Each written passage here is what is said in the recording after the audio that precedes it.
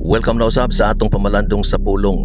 Ang Isaiah 56 nagpaabot sa panahon nga ang Dios magtigom sa uban gawas sa Israel ngadto sa iyang kaluwasan. Ang tudling naghiskot bahin sa mga anak sa langyaw nga muduyog sa iyang kaugalingon ngadto sa Ginoo. Mohigugma sa iyang ngalan og moalagad kaniya. Si Isaias miingon nga ang Dios mismo modala kanila ngadto sa iyang balaang bukid og ang iyang balaang balay tawgon nga balay alampuanan alang sa tanang katawhan.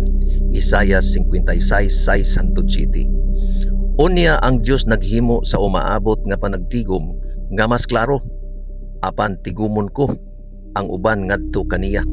Gawas ni adtong nagtigom ngadto kaniya. Isaiah 56:8. Gipunting ni Hesus kining sama nga buhat. Padihang siya miingon, ako adunay ubang mga karniro nga wala niining mga turil. Sila usab kinahanglan dadun ko. Juan 10:16.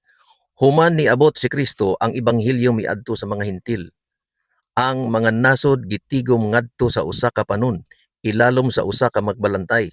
Apan matikdi ang giingon ni Isaias mahitungod sa mga langyaw nga miduyog sa ilang kaugalingon ngadto sa Ginoo. Sa mismong tagna nga nagpunting niini nga panagtigom, sila gihubit kadtong naglikay sa paghugaw sa igpapahulay og naghupot sa akong pakigsaad. Ang uban tingali nagpunting nga si Isaias naghisgot usab og mga halad, apan si Isaias namulong atubangan sa krus nga naggamit sa pulong sa sanktuaryo nga nasabtan sa iyang mga tigpaminaw. Ang mga sakripisyo nagpunting ngadto kang Kristo og nakakaplag sa ilang katumanan. Diha kaniya ang igpapahulay dili usa ka sakripisyo.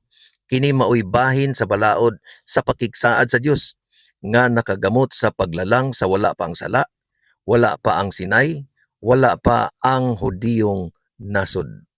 Busa ang Isaiah 56 wala maghulagway sa mga Hentil nga gitigom ngadto sa usa ka malapason ug walay sala nga pakigsaad.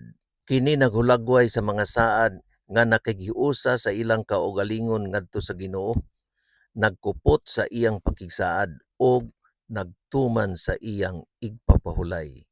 Ang igpapahulay dili lamang alang sa Israel, iya kini sa tanan nga iya sa Ginoo. Karon ikaw nahibalo na.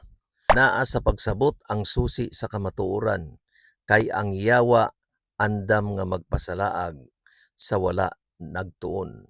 Maulang kini ang atong mubo nga pamalandong karong adlaw. Ayaw kalimot sa pag-like, pag-comment, pag-follow og share.